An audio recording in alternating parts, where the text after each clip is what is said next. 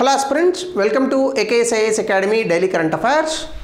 So ముందుగా నేను ఇచ్చినటువంటి క్వశ్చన్కి answer all of the above. అంటే COP20 బెలం ఎజెండా ఏంటి అంటే ఇంకో ఇవే: గ్లోబల్ అంబిషన్ పెంచాలి, just and inclusive transition, non state actors etcetera. So answer is all the above. So before we go to the session, a little announcement. If you are looking for UPSC admissions 2026, అట్లాగనే Group 1 and Group 2 of both Telangana and Andhra Pradesh in both Telugu and English languages, దయచేసి కింద ఉన్నటువంటి నెంబర్కి call చేయండి. ఇక ఈరోజు topic వచ్చేసి ఆర్య సమాజ్ ప్రారంభించి ఇప్పటికీ 150 సంవత్సరాలు అయింది. ముఖ్యంగా పెళ్ళిళ్ళు చేసుకునేటటువంటి ప్రేమ జంటలకు ఎంతోమందికి ఆ మార్గాన్ని చూపించినటువంటి ఆర్య సమాజ్గా మాత్రమే సమాజంలో ఆర్య సమాజ్ గురించి తెలుసు. కానీ ఆర్య సమాజ్ 19వ శతాబ్దంలో ఇండియన్ నేషనల్ మూమెంట్ జరుగుతున్నటువంటి తరుణంలోనే ముఖ్యంగా బ్రిటిష్ వాళ్ళు తీసుకొచ్చినటువంటి పాశ్చాత్య సంస్కృతి, వెస్టర్నైజేషన్ కల్చర్ ఏదైతే ఉందో, సో దీనివల్ల దేశంలో విభజన అనేటటువంటిది వస్తుంది. సో కాబట్టి మనం వేదకాలంలో పాటించినటువంటి కొన్ని సూత్రాలనే పాటించాలి.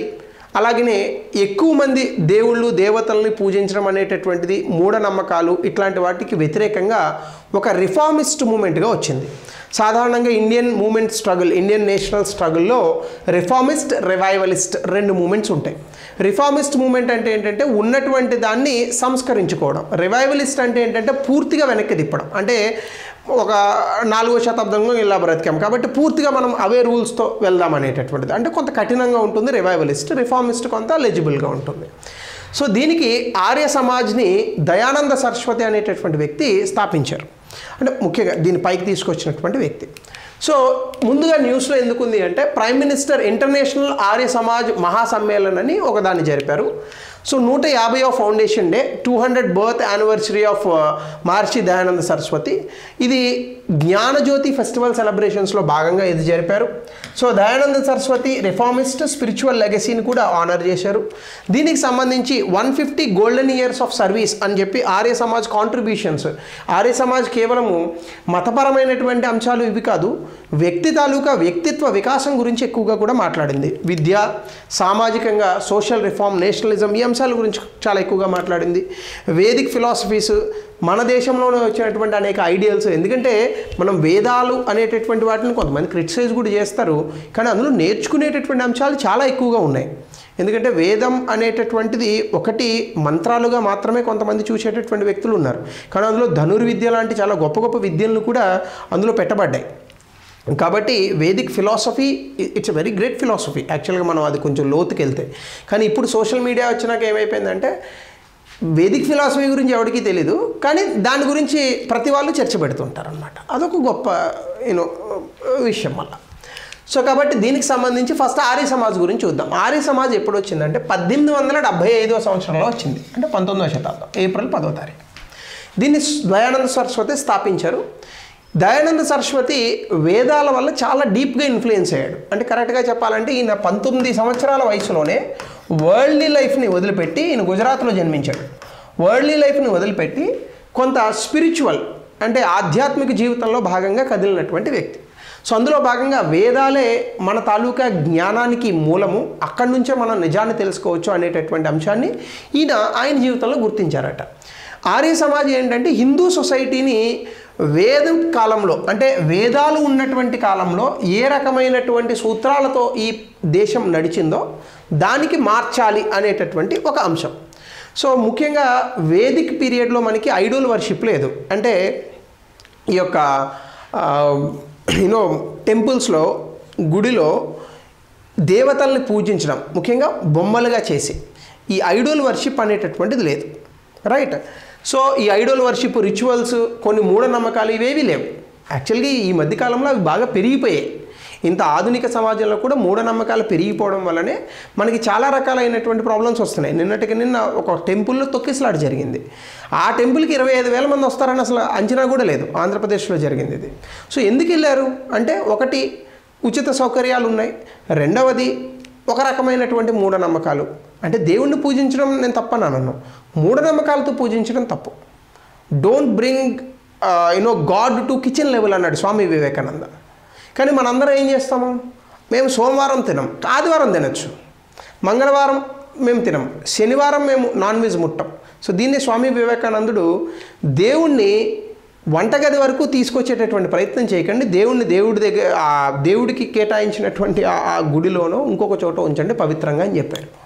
సో మనకి తినేటటువంటి దానికి సంబంధం లేదు. ఆఫ్ కోర్స్ కాకపోతే సెల్ఫ్ ఎస్టీమ్ లెవెల్స్ అంటే కొంత సాత్విక ఆహారం తీసుకోవడం అనేటటువంటిది బాడీకి మంచిది. సో దాన్ని కంట్రోల్ చేసుకోవడం కోసం మనం పాటించామంటే అది అర్థం ఉంది. మూఢనమ్మకంగా దాన్ని మనం పాటిస్తున్నామంటే అది అర్ధరహితం. సో అట్లానే రిఫార్మేషన్ అసలు ఎందుకు వచ్చింది అంటే హిందూ సొసైటీ అనేటటువంటిది, హిందూ సమాజం డిక్లైన్ అవుతుందని భావించాడు ఆయన. ఎందుకు? వేదాలలో ఉన్నటువంటి విలువలు కానీ అలాగే ఫాల్స్ కస్టమ్స్ అంటే కొన్ని తప్పుడు సాంప్రదాయాలను ఫాలో అవడం వల్ల హిందూ సమాజం అనేటటువంటి నిర్వీర్యం అవుతుందని భావించి ఈ యొక్క ఆర్య సమాజం అనేటటువంటి దాన్ని స్థాపించాడు. సో సోషల్ కండిషన్స్ ఆ రోజు ఉన్నటువంటి సామాజిక పరిస్థితులకు అనుగుణంగా ఇది వచ్చింది. ముఖ్యంగా బ్రిటిష్ వాళ్ళ డామినెన్స్, రిజిడ్ కాస్ట్ సిస్టమ్. ఎందుకంటే వేదాలలో మనకు ఉన్నటువంటిది కుల వ్యవస్థ కాదు, అది వర్ణ వ్యవస్థ. అంటే ఏ వ్యక్తి అయినా కూడా తన వర్ణాన్ని మార్చుకోవచ్చు. అందుకే మనకి సాంస్క్రిట్లో ఒక సూత్రం ఉంటుంది కదా, జన్మతా జాయహే శూద్ర సంస్కారణ జాయహే ద్విజ. అంటే జన్మతో ప్రతివాడు శూద్రుడే, వాళ్ళ సంస్కారాలను బట్టి నేర్చుకున్నటువంటి విషయాలను బట్టి వాళ్ళు ద్విజులు అవుతారు. ద్విజులు అంటే పైన ఉన్నటువంటి 3 కేటగిరీస్. తర్వాత మళ్ళీ శూద్రులు అనేటటువంటి దాన్ని ఇంకా చాలా భాగాలు చేసి అందులో కొంతమంది అంటరాని వాళ్ళని చేశాం. సో చాలామంది ఇప్పుడు శూద్రులే అంటరాని వాళ్ళు అనుకుంటారు. కాదు, శూద్రుని ఇంకా చాలా కేటగిరీస్గా చేసి కుల విభజన చేశారు. సో దీని కారణంగా కులాలు అనేటటువంటివి పెరిగాయి. సో అప్పుడు కొన్ని కులాలను అంటరాని వాళ్ళుగా చేశారు. సమాజంలో ఈ కుల చిచ్చు అనేటటువంటి ఒక చండాలాన్ని తీసుకొచ్చి పెట్టారు. సో కాబట్టి కులాల వారీగా దేశం విభజన గురవడానికి కూడా ఈ సామాజిక పరిస్థితులే కారణమని నమ్మినటువంటి వ్యక్తి ఈ దయానంద సరస్వతి. సో ఇందులో ఆయన ఏం చెప్తాడంటే నిజం అలాగే సమానత్వము, విద్య ఇవన్నీ ఉండాలి. దీని ద్వారానే మనకి సామాజిక ఐక్యత వస్తుంది. అలాగనే ఐడోలట్రీ అంటే మనకు ఉన్నటువంటి ఈ యూనో టెంపుల్స్లో దేవుళ్ళకి విగ్రహారాధన అంటారు. ఆ విగ్రహారాధనకి వ్యతిరేకము, కాస్ట్ డిస్క్రిమినేషన్, రిలీజియస్ ఇంటాలరెన్స్ ఇట్లాంటివి ఉండకూడదు అంటారు.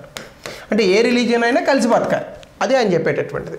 సో ఆర్య సమాజం ఒక కొత్త నూతన వరవడిని సృష్టించింది ఆ రోజులో 19వ శతాబ్దంలో.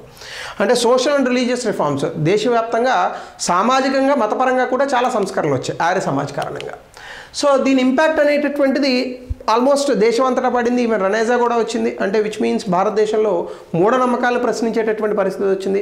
ఫిలాసఫీ కూడా ఆయన బ్యాక్ టు వేదాస్ అన్నాడు. బ్యాక్ టు వేదాస్ అంటే నిజంగా వేదకాలంలోకి వెళ్ళిపోదామని కాదు, ఆ రోజు ఉన్నటువంటి కొన్ని సూత్రాలను, ముఖ్యంగా మనకి కావాల్సినటువంటి ఈ ఆధ్యాత్మిక జీవితంలో భాగంగా అలాగే సామాజిక సోషల్ అప్లిప్మెంట్లో భాగంగా వేదాల తాలూకా సూత్రాలని ఆ ఎసెన్స్ని ఫాలో అవ్వాలనేది దీని యొక్క ముఖ్య ఉద్దేశం. సో అయితే దీనికి స్వామి శ్రద్ధానంద ఒక ఆయన ఉన్నారు, గురుకుల్ కాంగ్రీ యూనివర్సిటీ ఫౌండర్. అలాగే పండిట్ లేఖరామ్, ఈయన కూడా వేదిక్ ఫెయిత్ని. సో వీళ్ళందరూ కలిసి ముఖ్యంగా ఈ యొక్క ఆర్య సమాజాన్ని ముందుకు తీసుకెళ్లారు. దయానంద సరస్వతి ఫౌండర్ అండ్ దాన్ని పెంచినటువంటి వ్యక్తి కూడా. సో ఆర్య సమాజంలో ఉన్నటువంటి ప్రిన్సిపల్స్ ఏంటంటే God is the primary cause. అంటే ఒక దేవుడే ఉన్నాడు. అంటే దీన్నే మోనోథిజం అంటారు.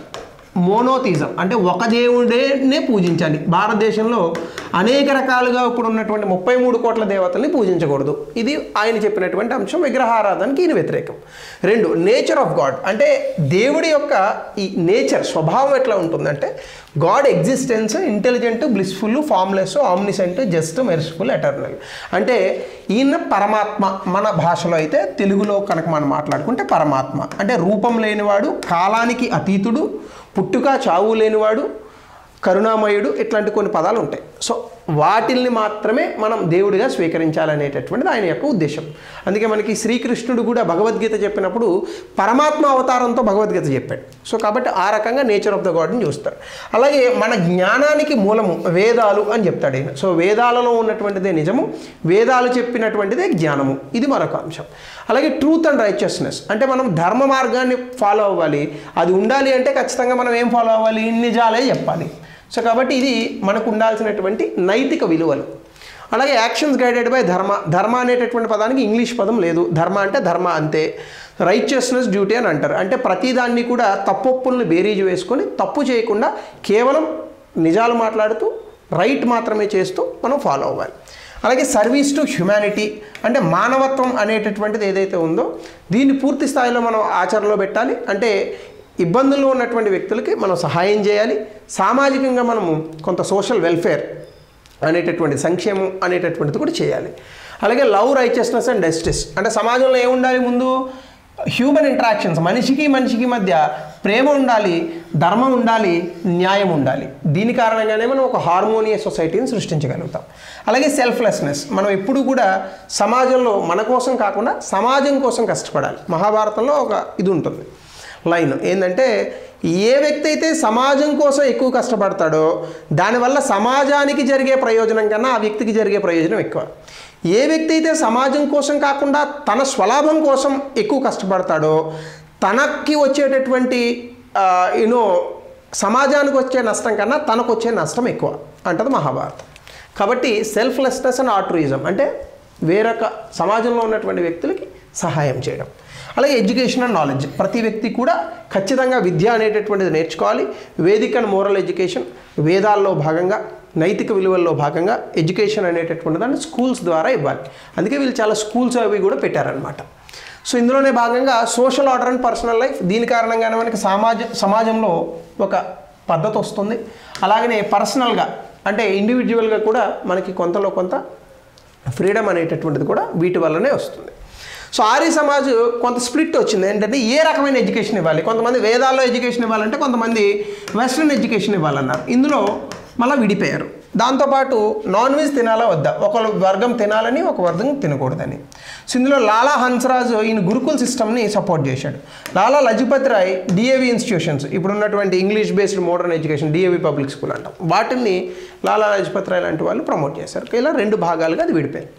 సో ఆర్య సమాజ్ కాంట్రిబ్యూషన్స్ ఏంటంటే first of all education reforms, modern ఆధునికమైనటువంటిది వేదిక ఎడ్యుకేషన్ రెండింటిని ఇచ్చారు, బోత్ మెన్ అండ్ ఉమెన్. దీనికి సంబంధించి చాలా కాలేజెస్ని తీసుకొచ్చారు. ముఖ్యంగా దయానంద్ ఆంగ్లో వేదిక్ స్కూల్, ఈ కాలేజ్ ట్రస్ట్ని ఫౌండ్ చేశారు లాహోర్లో, పాకిస్తాన్లో చేశారు. అది తర్వాత ఇండియాలో చాలా పార్ట్స్కి వెళ్ళింది. దీనికి ఫస్ట్ హెడ్ మాస్టర్ లాలా హన్స్రాజ్. అట్లాగనే గురుకుల్ కంగ్రీ యూనివర్సిటీని 1902లో స్వామి శ్రద్ధానంద దీన్ని వేదిక్ లెర్నింగ్, సైన్స్, ఫిలాసఫీ నేర్చుకోవడానికి తీసుకొచ్చారు. సో వీళ్ళు ఉమెన్ ఎడ్యుకేషన్, ఫీమేల్ ఎంపవర్మెంట్ వీటి గురించి చాలా ఎక్కువగా మాట్లాడారు. అంటే ఆడవాళ్ళకి కూడా విద్య అనేటటువంటిది ఉండాలి. ఆ రోజుల్లో అసలు 100లో 2 కూడా చదువుకునే వాళ్ళు కాదట ఆడవాళ్ళు.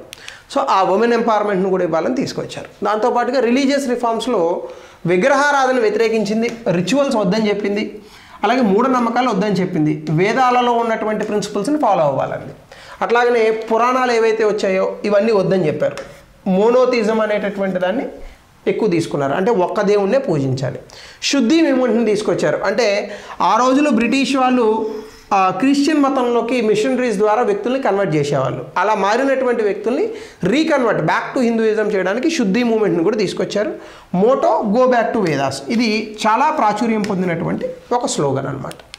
సో అట్లానే పొలిటికల్ అండ్ సోషల్ రిఫార్మ్స్లో భారత ఈ యొక్క స్వతంత్ర పోరాటంలో కూడా ఆర్య సమాజ్ తాలూకా అద్భుతమైనటువంటి పాత్ర ఉంది. ముఖ్యంగా స్వామి శ్రద్ధానంద, లాలా లజపత్ రాయ్ ఈ ప్లాట్ఫామ్ని ఇండిపెండెన్స్ అంటే స్వాతంత్రం కోసం జనాల్ని మొబిలైజ్ చేయడానికి వాడుకున్నారు. అలాగే స్వామి దయానంద సరస్వతి స్వరాజ్ అనేటటువంటి పదాన్ని 1876లోనే ఇచ్చారు. ఆ రోజులోనే మనమే స్వయంగా సెల్ఫ్ రూల్ అనేటటువంటి చేసుకోవాలి అనేటటువంటి అంశాన్ని తీసుకొచ్చారు. కాబట్టి ఇది కేవలం మతపరమైనటువంటి ఒక సంస్కరణ ఉద్యమం కాదు, సంస్కరణ ఉద్యమంతో పాటు ఇది స్వాతంత్ర ఉద్యమంలో కూడా భాగము. ఇది మనం గుర్తుపెట్టుకోవాల్సిన అంశం. అలాగే హిందీని నేషనల్ లాంగ్వేజ్గా వీళ్ళు ప్రమోట్ చేశారు, కానీ దీన్ని చాలామంది వ్యతిరేకించారు. అందుకే ఆర్య సమాజ్ ఎక్కువగా నార్త్ ఇండియాలో ఉన్నంత ప్రాచుర్యం సౌత్ ఇండియాలో అంతగా లేదు. దాని తర్వాత డిప్రెస్డ్ క్లాసెస్ని అప్లిఫ్ట్ చేయడానికి, అన్టచబిలిటీని పాల్గొనడానికి కూడా ఆర్య సమాజ్ ఎన్నో ప్రయత్నాలు చేసింది. ఇప్పటికీ అది నిలిచే ఉంది. కాబట్టి 150 years of Arya Samaj. So దీనికి సంబంధించి ఒక ప్రశ్న దయచేసి సమాధానాన్ని తెలపండి. అలాగే major contributions of Arya Samaj to Indian education socio political reforms, ఈ మూమెంట్ ఎట్లా ఇన్ఫ్లుయెన్స్ చేసింది 200 పదాల్లో రాయండి. సండే కదా, మరీ ఎక్కువ చెప్తే మీరు తిట్టుకుంటారు. కాబట్టి రేపటి క్లాస్లో కలుద్దాం.